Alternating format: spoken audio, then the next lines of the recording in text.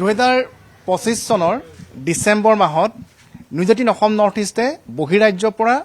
অসমলৈ সৰবৰাহ হোৱা একাংশ ব্যৱসায়ীয়ে সৰবৰাহ কৰা পনীৰৰ ওপৰত এক অভিযান চলাইছিলে আৰু সেই সময়ত সেই অভিযান কালত কেনেদৰে দিল্লী কলিকতাৰ পৰা যোৰহাটৰ দৰে জিলালৈ টনে টনে পনীৰ সৰবৰাহ হয় সেই তথ্য আমি পোহৰলৈ আনিছিলোঁ আৰু সেই সময়ত অতি কম মূল্যত যি পনীৰ সৰবৰাহ হয় বা বজাৰত বিক্ৰী হৈ থাকে তাৰ নমুনা যোৰহাটৰ জিলা আয়ুক্ত জয় শিৱানী ডাঙৰীয়াৰ তৎপৰতাত খাদ্য সুৰক্ষা বিষয়াসকলে সেয়া সংগ্ৰহ কৰিছিল আৰু সেয়া পৰীক্ষাগাৰলৈ প্ৰেৰণ কৰা হৈছিল আৰু অৱশেষত সেই পৰীক্ষাগাৰৰ ফলাফল আহিছে আৰু যোৰহাটৰ তিনিখনকৈ প্ৰতিষ্ঠানৰ যি পনীৰ সংগ্ৰহ কৰা হৈছিলে সেই পনীৰসমূহ নিম্ন মানদণ্ডৰ বুলি ইতিমধ্যে সেই পৰীক্ষাগাৰৰ প্ৰতিবেদনত প্ৰকাশ পাইছে আমি বৰ্তমান তেনে এখন প্ৰতিষ্ঠানৰ কৰ্তৃপক্ষৰ সৈতে আছো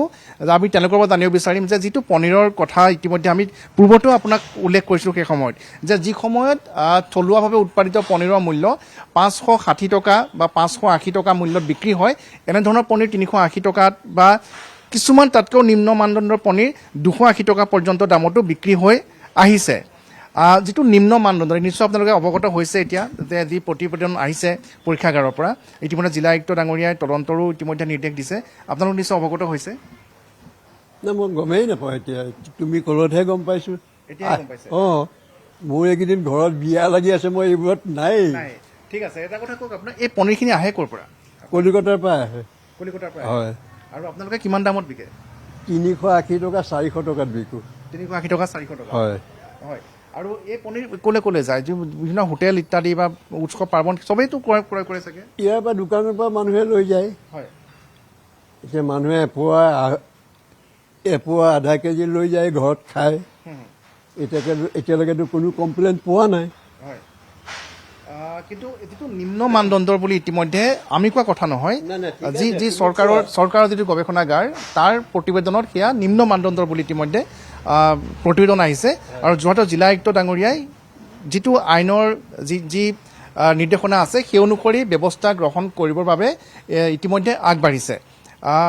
আপোনালোকে কি ক'ব এই সন্দৰ্ভত যে কলিকতাৰ পৰা অনাই পনীৰখিনি নিম্ন মানদণ্ডৰ কিন্তু সেইটো মই নাজানিম নহয় এতিয়া কি আছে ভিতৰত কি সোমাই আছে সেইটো মই নাজানো আগতেও কৈছোঁ তোমাক এতিয়াও কৈছোঁ ভিতৰত কি সোমাই আছে নাজানো কিন্তু মই এটা কথাই জানো যদি বেয়া পনীৰ হ'লহেঁতেন স্কুলৰ এক্সকাৰ্ছন ল'ৰা ছোৱালীবিলাকে সেই পনীৰ কেনেকৈ পাছ হৈ খায়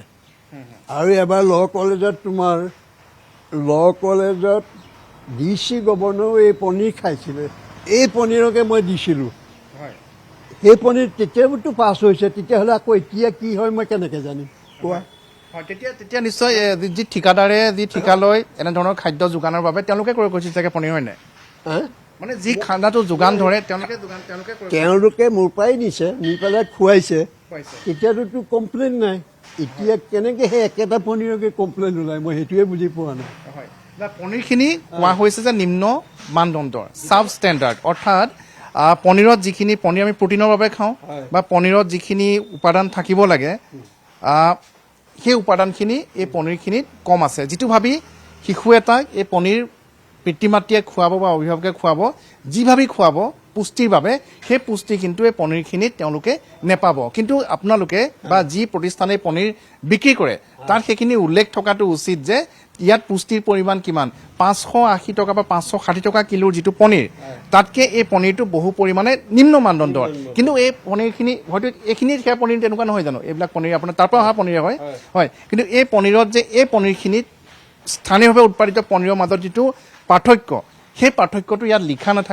লিখা নথকাৰ বাবে ৰাইজ বিভ্ৰান্তিত পৰে আৰু তেওঁলোকে ল'ৰা ছোৱালীক গম নাপায় যে এয়া যোৰহাটত উৎপাদিত পনীৰ হয় নে এয়া কলিকতাৰ পৰা দিল্লীৰ পৰা অহা পনীৰ কথাটো হয় নে নহয় কথাটো হয় তোমাক তেতিয়াও ষ্টেচনতো কৈছোঁ ক'ৰ পৰা আহিছে এতিয়া আজিও সেই একেটাই কৈছোঁ মই সেইটোৱে জানো আৰু বাকী নাজানো আপোনালোকে নিশ্চয় প্ৰশাসনক সহযোগিতা আগবঢ়াব এই ক্ষেত্ৰত জিলা আয়ুক্ত ডাঙৰীয়া যি হয় লাগিলে বেপাৰ বন্ধ কৰি দিম একো নাই সেইটো কাৰণে মই খোলা আছো বেপাৰ বন্ধ কৰিবলৈ আপোনাক কোনো নাই তোমালোকে যদি কোৱা বোলে এইটো কোৱা মই এটা কথাই কৈছোঁ যদি ল'ৰা ছোৱালীয়ে খাব নোৱাৰা বস্তু নিবিকো সেইটোৱে কথা নিবিকো মোৰ এতিয়া বয়স হ'ল আৰু সেইবোৰ ধান্দা মই নকৰোঁ 2 টকা 4 টকাৰ কাৰণে মোক সেইবোৰ পইচা নালাগে আপুনি নকৰিলেও আন 10 জনে কৰিব কৰিলে আপোনাৰ আপুনিয়ে নহয় যে বহুত লোকে বহুত ব্যৱসায় প্ৰতিষ্ঠানে দিল্লী লোকৰ কথা নাজানো মোৰ কথা কৈছোঁ এইটো কাৰোবাৰ নকৰিলেও বেলেগ কিবা কৰি খাব কিন্তু সেই ল'ৰা ছোৱালী হানি হোৱা বস্তু সেইটো বেপাৰ নালাগে হয় নহয় এইখিনি নিম্ন মানদণ্ডৰ বুলি কোৱা হৈছে কিন্তু মই নাজানো হয় যেতিয়ালৈকে তাত ক'ব নহয় যেতিয়া তাততো ফাইন হ'ব যদি বেয়া হয় তেতিয়াতো কৈ দিব যে এইটো আগৰ একবাৰ হৈছিলে তেতিয়া কৈছিলে এইটো নিবিকিব এইটো বেয়া বস্তু আমি নাই বিকা সেইটো কেঞ্চেলে সেইটো কেতিয়াৰ কথা আছিলে আজি 2 বছৰমান হ'ল নে এবছৰ 1.5 বছৰমান হ'ল এবছৰ 1.5 বছৰমান হয় কথা হয় তেতিয়া সেয়া পনীৰ ক'ৰ পৰা আনিছিলে তেতিয়া সেই তাৰ পৰাই আহিছিলে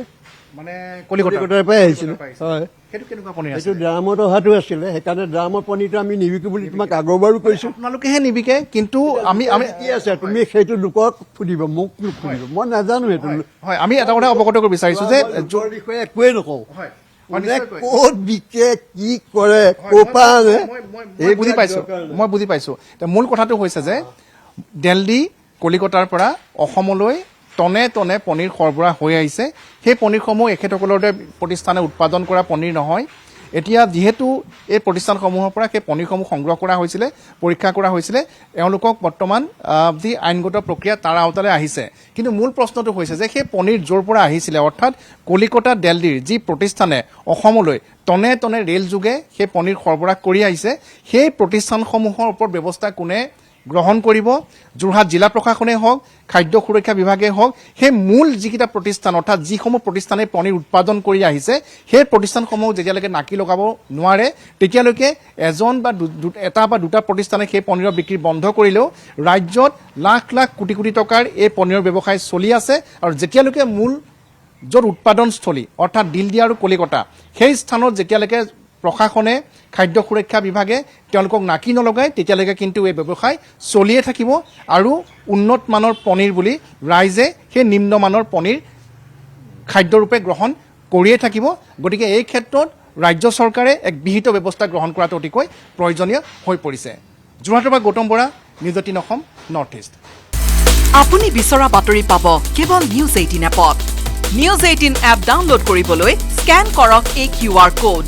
Google Play Store তো পাব এই নিউজ 18 এপ